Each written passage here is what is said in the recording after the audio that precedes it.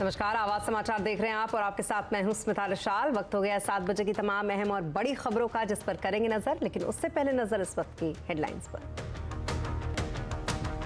22 साल की मेहनत के बाद देश में बना पहला लाइट कॉम्बैक्ट हेलीकॉप्टर प्रचंड, वायुसेना में शामिल। रक्षा मंत्री राजनाथ सिंह ने भरी उड़ान। कांग्रेस में खड़गे और थरूर के बीच मुकाबला। थरूर ने दी ओपन डिबेट की चुनौती तो खड़गे बोले बीजेपी आरएसएस से करे डिबेट। राजस्थान के सीएम पर सस्पेंस बरकरार। बाजार में हफ्ते की खराब शुरुआत। सेंसेक्स 600 तो निफ्टी 200 पॉइंट से ज्यादा गिरा। बैंक निफ्टी में रही 600 अंकों की गिरावट। मेटल, एफएमसीजी, ऑटो और सबसे ज्यादा मार ऑटो पर। भारतीय एयरस्पेस में ईरान की फ्लाइट में बम की सूचना से मचा हड़कंप। सुखोई विमानों ने स्कॉट कर छोड़ा सीमा के बाहर। 2 घंटों तक अटकी रही सांसें। भदोही में दुर्गा पंडाल में लगी आग से अब तक 5 की मौत। 64 लोग अब भी लड़ रहे हैं जिंदगी की जंग। आज सीएम योगी कर सकते हैं भदोही का दौरा।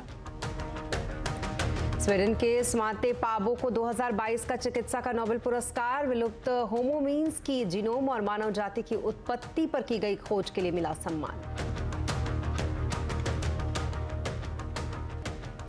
अब बुलेटिन की शुरुआत करेंगे 5G की बात से। देश में 5G का रोल आउट हो चुका है और दिल्ली में चल रही इंडियन मोबाइल कांग्रेस में 5G के दम पर होने वाली डिजिटल क्रांति की शानदार तस्वीर पेश की जा रही है।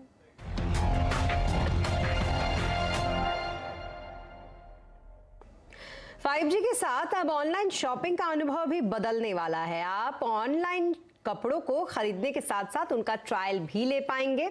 आजियो ने एक ऐसा ही प्रोडक्ट इंडिया मोबाइल कांग्रेस में लॉन्च किया। हमारे संवाददाता रोहन सिंह ने इसका जायजा लिया, आप भी देखें।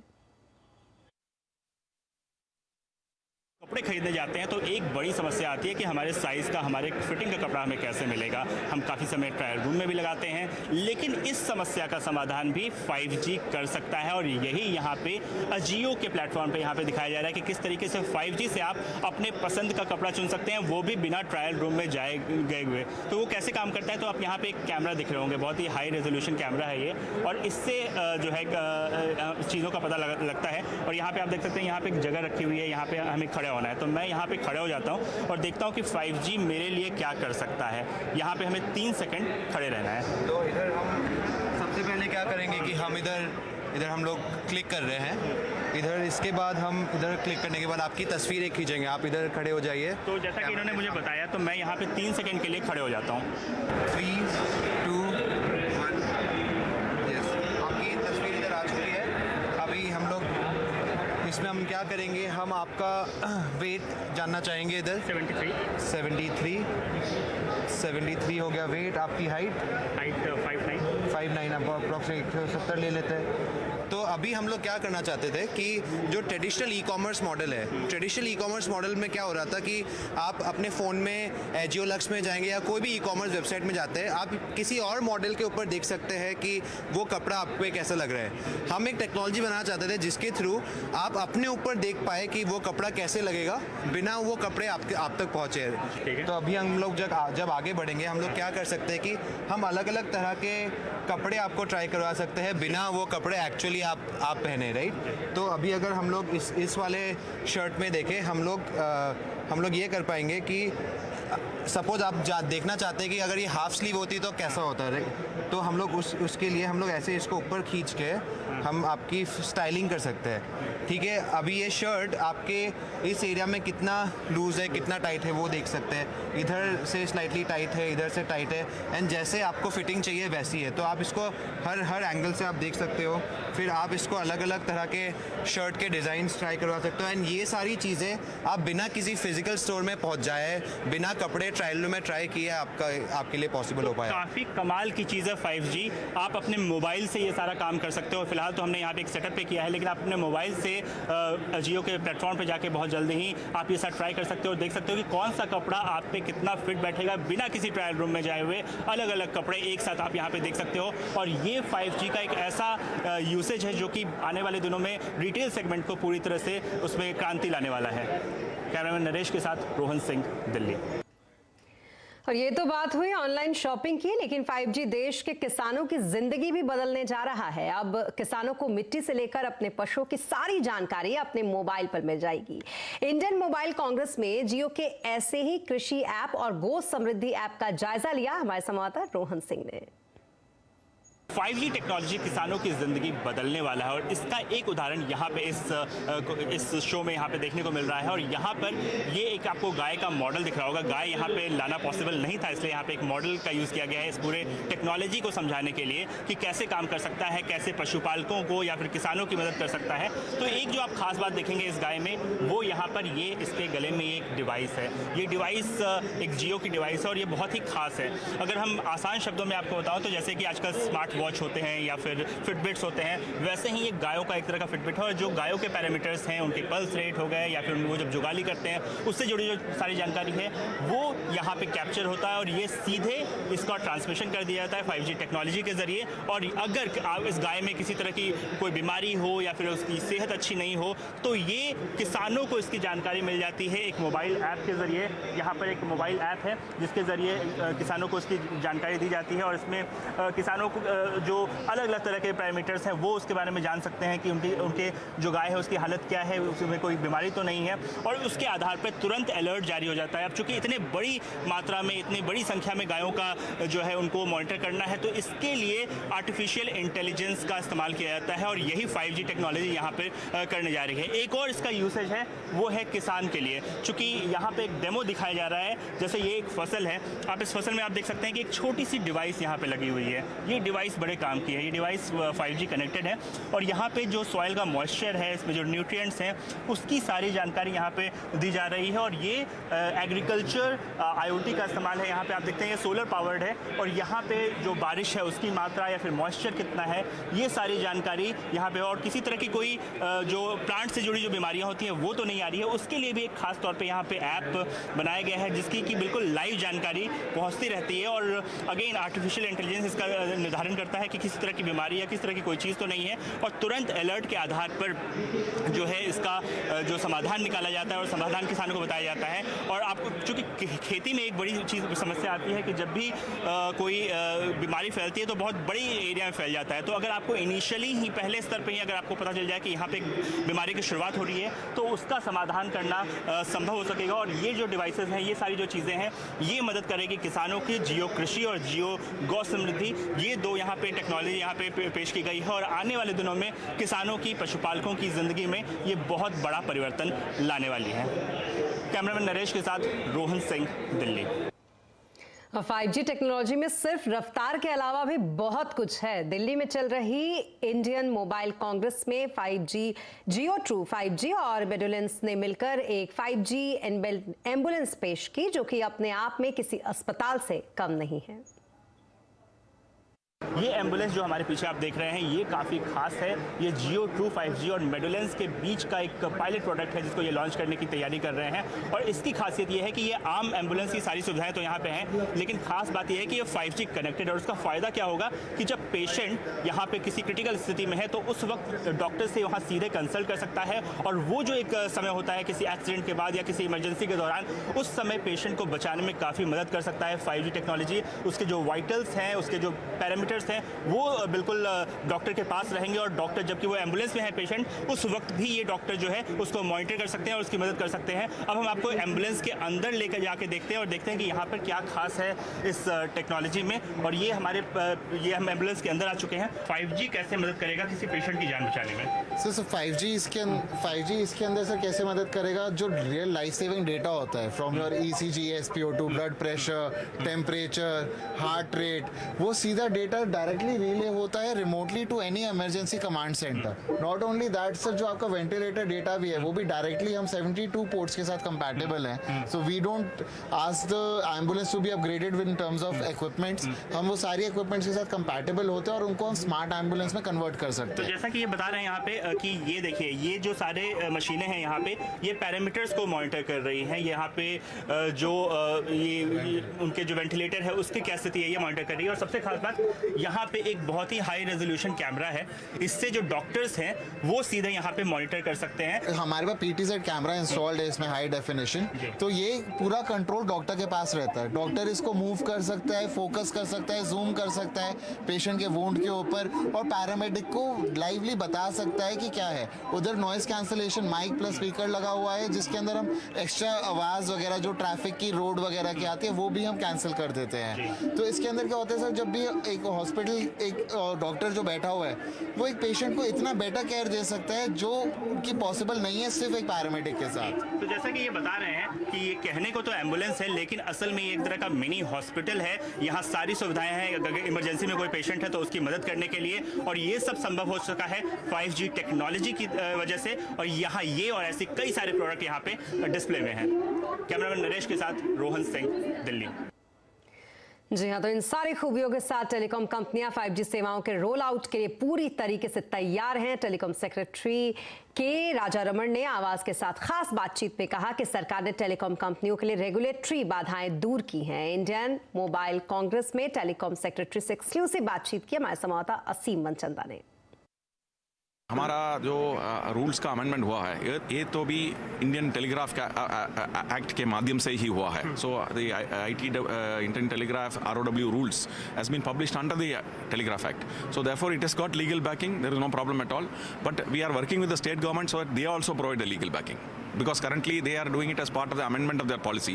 So उनको भी कल चुका है। I mean, I think state governments are also likely to carry out necessary changes in their in the structure of the framework. अभी तो the consultative phase is on. So हम सारे stakeholders से comments ले रहे हैं। So इसके बाद हम I mean सारे comments के मिलने के बाद we will have a sitting, a round table with all the stakeholders once again, and then prepare a revised draft which will take into account all the concerns. So at the end of the day, I think what we want to the telecom bill to do is to create a new wave of reforms, a new wave of technology development, a new wave of services to be unrolled in this country over the next 30, 40, 50 years. So India's vision of 2047 needs to be achieved by this new telecom bill, and that will be our effort. और अब बात करते हैं market की। कारोबारी हफ्ते के पहले दिन बाजार में आज बिकवाली रही। फार्मा को छोड़कर सभी सेक्टर इंडेक्स में गिरावट देखी गई। सेंसेक्स 638 पॉइंट गिरकर 56,779 पर बंद हुआ, तो वहीं निफ्टी 207 पॉइंट गिरकर 16,887 पर बंद हुआ। मार्केट का हाल समझते हैं सुमित से। सुमित, बताइए सेक्टर्स का आज क्या कुछ हाल रहा, कहां तेजी और कहां मंदी दिखी? देखिए, आज फार्मा स्टार रहे, जहां पर कुछ हद तक खरीदारी बनते हुए दिखाई पड़ी। तो निफ्टी के टॉप गेनर्स में भी आपको फार्मास के नाम शुमार दिखाई पड़ेंगे। ONGC न्यूज फ्लो के दम पे जहां पर खरीदारी देखने को मिल रही थी। इसके अलावा डॉक्टर रेड्डीज, सिप्ला, BPCL, ये कुछ ऐसे नाम जहां पर खरीदारी रही। तो दो फार्मा कंपनियां जो कि निफ्टी में आज तेजी दिखा रहे थे। निफ्टी के गिरने वाले शेयरों में अदानी इंटरप्राइजेस, जहां पर आज काफी प्रेशर था, और साथ अदानी पोर्ट, इनफैक्ट अदानी समूह के शेयरों में आज तेज बिकवाली थी। आयशर मोटर करीब 6.25% नीचे सेल्स के नंबर्स के बाद। टाटा कंज्यूमर करीब 3% बिकवाली यहां आते हुए दिखाई पड़ी। मिड कैप गेनर्स में Lupin, Varun beverages, Aurobindo pharma और जायडस लाइफ, यानी 4 में से 3 नाम जो थे वो फार्मा स्पेस के थे, जहां पे खरीदारी बनते हुए दिखाई पड़ी। मिड कैप लूजर्स में डॉक्टर लाल पैथ लैब और अदानी विल्मर, आदित्य बिरला फैशन और यू स्मॉल फाइनेंस बैंक, जहां पर करीब 4 से लेकर 5% तक का फॉल आता हुआ दिखाई पड़ा। F&O गेनर्स में भी आज लुपिन, जायडस, ऑरोबिंदो और ONGC, यानी 4 में से 3 नाम फार्मा के यहां भी रहे। लेकिन F&O लूजर्स में आपको नाम दिखाई पड़ेगा अदानी एंटरप्राइजेस का, साथ साथ इंडिया सीमेंट का, डॉक्टर लाल पैथ लैब का और आयशर मोटर, यानी मेजर प्रॉफिट टेकिंग यहां पर आते हुए दिखाई पड़ी।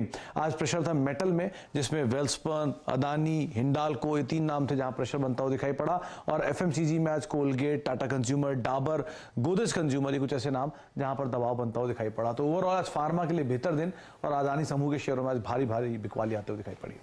जी, बहुत शुक्रिया तमाम डिटेल्स के लिए आपका सुमित। और अब बात MK ग्लोबल फाइनेंशियल के कृष्णा कुमार की, जिनका कहना है कि अच्छे घरेलू फंडामेंटल से भारत को फायदा होगा। तो वहीं कृष्ण कुमार के अनुसार ग्लोबल संकेतों से बाजार पर, यानी कि भारत पर खास असर इसका नहीं होगा, क्योंकि सरकार की इकोनॉमी इस समय अच्छी स्थिति में है।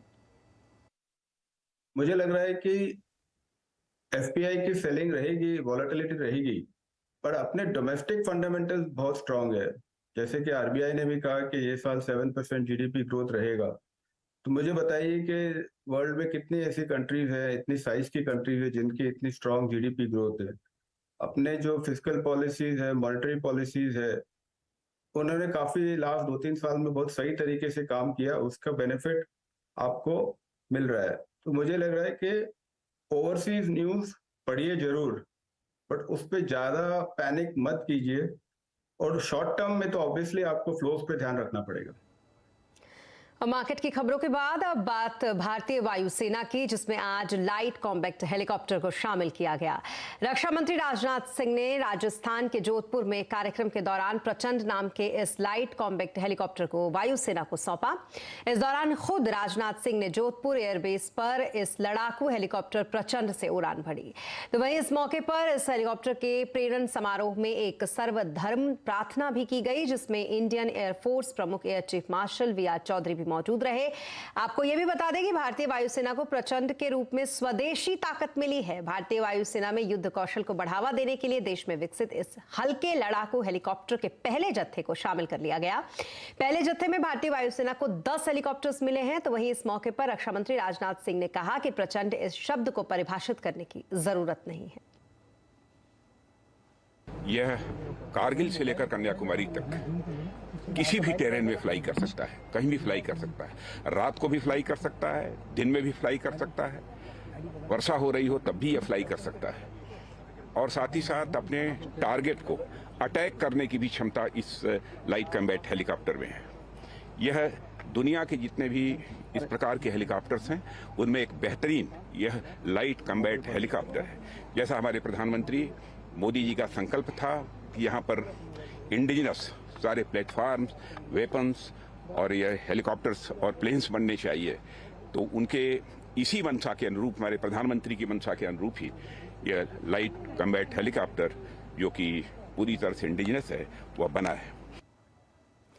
और अब बात करेंगे कांग्रेस की। कांग्रेस में अब अध्यक्ष पद के लिए मल्लिकार्जुन खड़गे और शशि थरूर के बीच मुकाबला होगा, लेकिन 17 अक्टूबर को वोटिंग से पहले दोनों नेताओं के बीच खींचतान बढ़ गई है। थरूर ने खड़गे को ओपन डिबेट करने की चुनौती दी। थरूर ने खड़गे पर तंज कसते हुए कहा कि उनके जैसे नेता कांग्रेस में बदलाव नहीं ला सकते। खड़गे भी पीछे नहीं रहे। उन्होंने कहा कि थरूर को बीजेपी और आरएसएस से डिबेट करनी चाहिए। ये चुनाव होगी पार्टी के, मैं सिर्फ ये कहूँगा कि इसमें ना कोई दुश्मनी है, ना ये कोई युद्ध है या कोई जंग है। हम दोनों शत्रु नहीं हैं, हम दोनों सहयोगी हैं पार्टी के अंदर। लेकिन हम चाहते हैं कि एक साथ हमारे संकल्प पार्टी के कार्यकर्ताओं के सामने रख के कि आप लोग के समर्थन हम मांगें। किसी ने पूछा कि कांग्रेस पार्टी का टॉप 3 नेताओं के नाम बोलिए गांधी परिवार के अलावा, तो हर व्यक्ति के लिस्ट पे खड़गे साहब का नाम होगा। तो इस किस्म के नेता नेचुरली मैं कह रहा हूँ कि वो बदलाव नहीं ले आएगा, क्योंकि अगर बदलाव ले आना चाहता था तो उसका पूरा हक है भी करने के लिए। वो इसी सिस्टम को आगे ले जाने के लिए वो नेचुरली तैयार होगा। अगर डिबेट करना है, हम दोनों मिलके उन दोनों के खिलाफ करो, उन दोनों के विचारधारा के खिलाफ, आरएसएस और बीजेपी उनके खिलाफ मैं डिबेट करूंगा, तुम भी डिबेट, इससे कोई फायदा नहीं, ना देश का फायदा है इसमें, ना पार्टी के लिए कुछ। लड़ना है हमारे आइडियोलॉजी को, जो हमारे आइडियोलॉजी के खिलाफ जो है काम कर रहे हैं, उनसे लड़ना है। तो हम दोनों मिलके उनसे लड़ेंगे। हम एक ही घर के लोग हैं, घर अच्छा रख लेंगे। इस तरह से हमको आगे बढ़ना है। और ब्रेक के बाद एक बार फिर आपका स्वागत है। ईरान के तेहरान से चीन को जाने वाले विमान में बम होने की खबर से खलबली मच गई। ईरान से आने वाला प्लेन भारत की एयर स्पेस में होकर गुजर रहा था। पीटीआई के मुताबिक दिल्ली एटीसी यानी कि एयर ट्रैफिक कंट्रोल टावर को विमान में बम होने की सूचना लाहौर एटीसी से मिली, जिसके बाद एयरफोर्स के फाइटर जेट सुरक्षा के लिए तैनात किए गए। जेट्स ने इसे स्कॉट करते हुए भारतीय सीमा से बाहर छोड़ दिया। विमान महान एयरलाइन का था, जो कि चीन के ग्वांझू जा रहा था। हालांकि ईरानी एजेंसियों ने विमान में बम होने की बात से इनकार कर दिया है। विमान अब इंडियन एयर स्पेस से बाहर है। और अब बात नोबेल पुरस्कारों की। चिकित्सा के क्षेत्र में स्वाति पाबो को नोबेल पुरस्कार से नवाजा गया। एक्सटिंक्ट होमिनिन और मानव विकास के जीनोम से संबंधित उनकी खोज के लिए उन्हें नोबेल प्राइज से सम्मानित किया गया। 20 अप्रैल 1955 को जन्मे स्वाति पाबो स्वीडन के रहने वाले हैं। उनका स्पेशलाइजेशन इवोल्यूशनरी जेनेटिक्स में है। उन्होंने नीएंडरथल जीनोम पर बड़े पैमाने पर काम किया है। और अब बात करेंगे उत्तर प्रदेश की, जहां के भदोही में दुर्गा पंडाल में पूजा के दौरान आग लग गई, जिसमें झुलसकर 5 लोगों की मौत हो गई। 60 से ज्यादा लोग इसमें घायल हो गए हैं। घायलों को भदोही के CHC अस्पताल में, निजी अस्पताल में भर्ती कराया गया है। इस हादसे के बाद आयोजन समिति के अध्यक्ष पर केस दर्ज किया गया, तो वहीं CM योगी आदित्यनाथ ने संज्ञान लेते हुए दुर्घटना में घायल लोगों को इलाज कराने के निर्देश भी दिए। यूपी के पूर्व मुख्यमंत्री मुलायम सिंह यादव की तबियत बिगड़ने के बाद उन्हें गुरुग्राम के मेदांता हॉस्पिटल में ICU में भर्ती कराया गया है। बताया जा रहा है कि मुलायम की हालत फिलहाल नाजुक बनी हुई है। प्रधानमंत्री मोदी ने अखिलेश यादव को फोन करके मुलायम सिंह की तबियत के बारे में जानकारी ली। PM ने अखिलेश यादव से हर संभव मदद का भरोसा भी दिया। इसके अलावा रक्षा मंत्री राजनाथ सिंह ने भी अखिलेश यादव से फोन पर बात की और उनके पिता का हालचाल जाना। फिलहाल मुलायम सिंह यादव की हालत स्थिर बनी हुई है। और अब खबर अफगानिस्तान से, जहां पर एक बार फिर बम धमाका हुआ है। पश्चिमी काबुल में शाहिद माजारी रोड पर पुले सुख्ता इलाके के पास भीषण बम धमाका हुआ, जिसमें 46 औरतों और बच्चियों की मौत हो गई। बताया जा रहा है कि ये आत्मघाती हमला था। तो वहीं 2 दिन पहले ही काबुल में एक स्कूल में हमला हुआ था, जिसमें 24 छात्रों की मौत हो गई थी। और एक बार फिर वहीं हजारा आबादी वाले हिस्से को निशाना बनाकर यह आत्मघाती हमला किया गया। हालांकि तालिबान के अधिकारियों ने अभी तक इसकी आधिकारिक पुष्टि इस विस्फोट की नहीं की है, ना ही कोई बयान इसको लेकर जारी किया गया है, लेकिन ये आत्मघाती हमला है ऐसा बताया जा रहा है।